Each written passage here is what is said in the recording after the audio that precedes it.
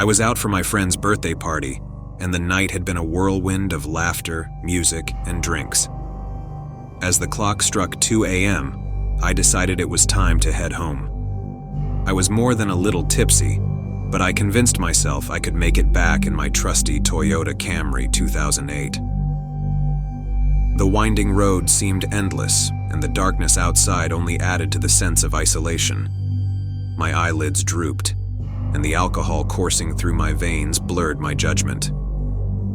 I should have pulled over and taken a nap, but I was determined to reach home, and that was my first mistake. As I drove deeper into the night, the gas gauge taunted me, inching closer to empty.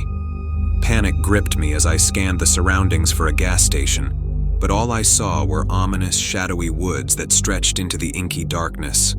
My heart raced as the needle dipped perilously into the dreaded red zone. The engine sputtered, and with one final gasp, it fell silent. I was stranded in the middle of nowhere, alone and shrouded in darkness. The deafening silence outside was only broken by the sound of my own shaky breath. Fear clawed at me as I tried to reach for my phone, but to my dismay, it displayed no signal.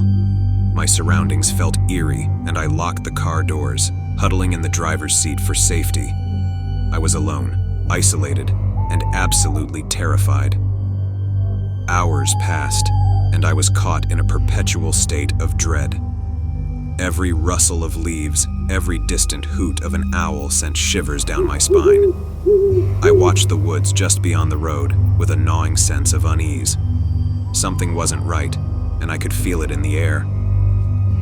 It was when the clock struck 3 a.m. that I noticed it, a shadowy figure moving in the woods.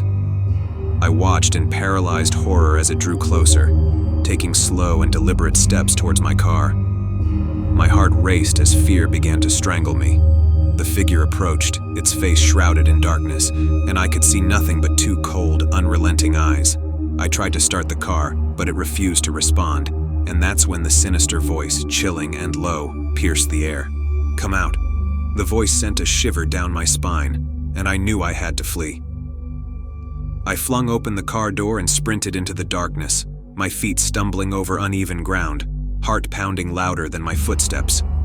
The menacing voice pursued me, whispering threats and curses that seemed to echo through the trees.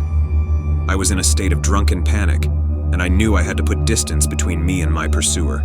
Time lost all meaning as I ran, and the woods seemed to stretch on infinitely.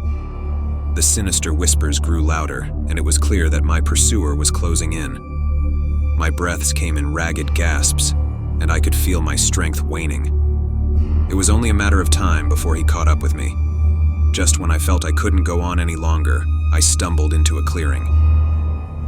The moonlight bathed the area in a pale, silvery glow, revealing a small, desolate cabin.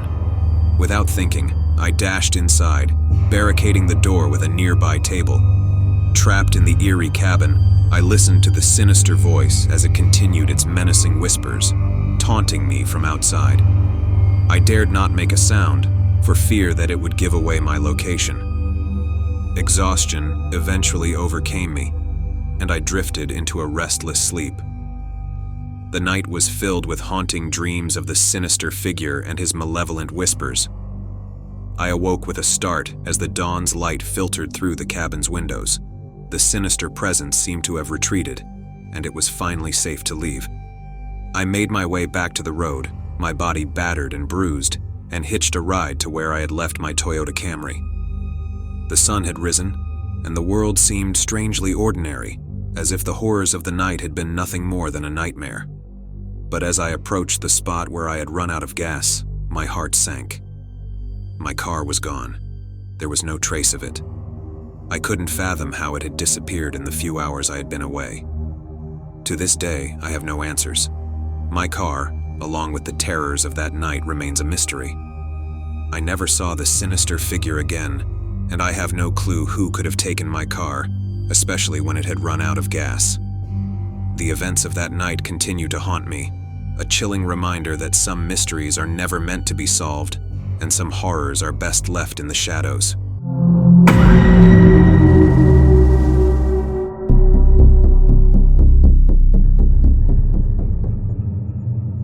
For 8 long years, I had endured the grind of the night shift at an office that seemed like it would never release its grip on my weary soul. The isolation, the relentless ticking of the clock, and the monotony of tasks had left me longing for the warmth of daylight.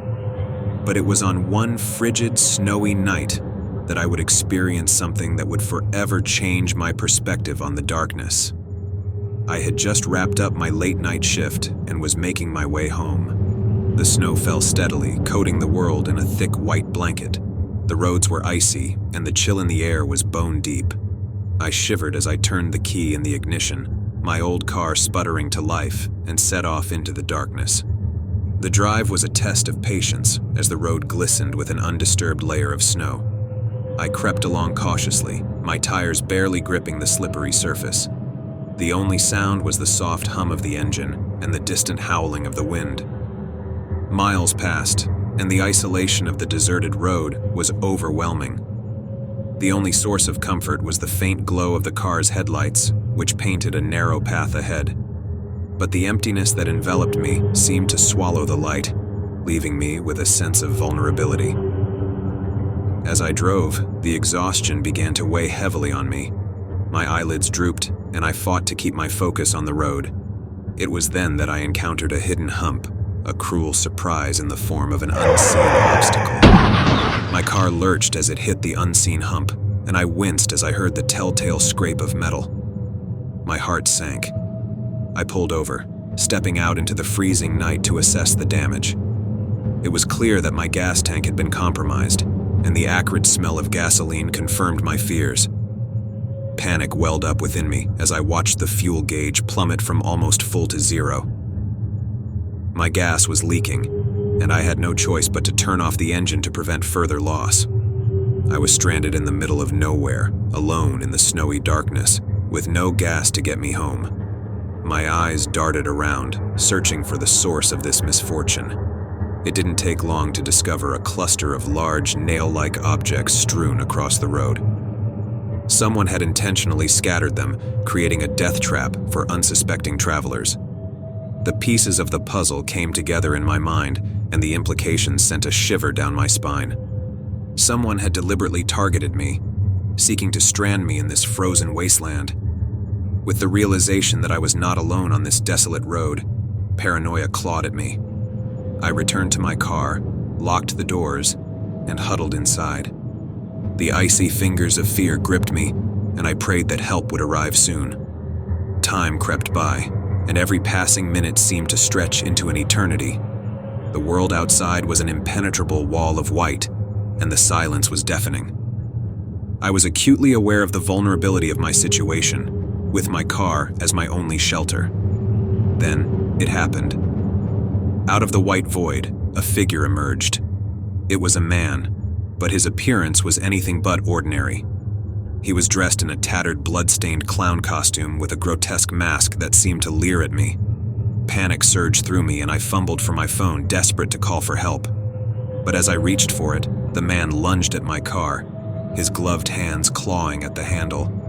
My heart raced, and I fought to keep the door shut, my voice raised in a desperate scream for help. The man's malevolent eyes met mine through the cracked window, and a sinister grin twisted his lips. He pushed harder, his strength surprising for someone in such an outlandish outfit. Fear became a primal force, and I summoned every ounce of my strength. With a final burst of adrenaline, I shoved the door back, sending the clown stumbling backward. I seized the opportunity and bolted out of the car, my footsteps echoing in the eerie silence. As I sprinted through the snow, the killer clown pursued me, his maniacal laughter ringing in my ears. Every footstep was a desperate plea for salvation, and I knew I had to reach the nearest house, praying that its inhabitants would offer help and protection. The icy wind bit into my flesh as I approached a distant, dimly lit house. I hammered on the door, my voice pleading for assistance. With relief, the door swung open, and I spilled inside, gasping for breath. I managed to contact the police, recounting the horrifying encounter with the killer clown. They assured me that they would investigate, but my fear persisted. The hours dragged on as I sat in the safety of the stranger's home, unable to shake the image of the sinister clown lurking in the snowy night. Morning light eventually broke, and the police arrived to take my statement. However, as they investigated the area, they found no trace of the man in the clown costume. It was as if he had vanished into thin air, leaving no clues or evidence behind. To this day, I have no answers. The identity of the killer clown remains a mystery, and his motives elude me. The encounter left a scar on my psyche, and I could never fully shake the feeling of being watched, of being hunted in the snowy darkness. The incident marked a turning point in my life. I left the night shift job that had trapped me for 8 years and transitioned to a safer, more predictable daytime role. The experience taught me that the night can conceal terrors that are best left undisturbed, and I would forever carry the memory of the snowy night encounter with me, a chilling reminder of the horrors that can lurk in the darkness.